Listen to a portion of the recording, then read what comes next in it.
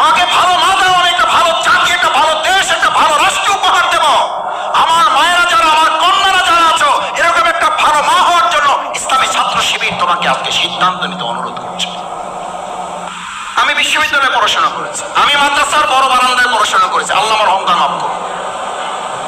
আমার বিশ্ববিদ্যালয়ের শিক্ষক আমার সামনে এরকম যখন একজন ছাত্রী বোরকা পরে বসে আছে, হিজাব পরে, নিকাব পরে বসে আছে, আমার বিশ্ববিদ্যালয়ের শিক্ষক, কত দুর্ভাগা বাংলাদেশে বাস করো, আমার শিক্ষক বললেন তোমাকে আমি চিনতে পারছি না, stand up, stand up and go back, stand up and go back.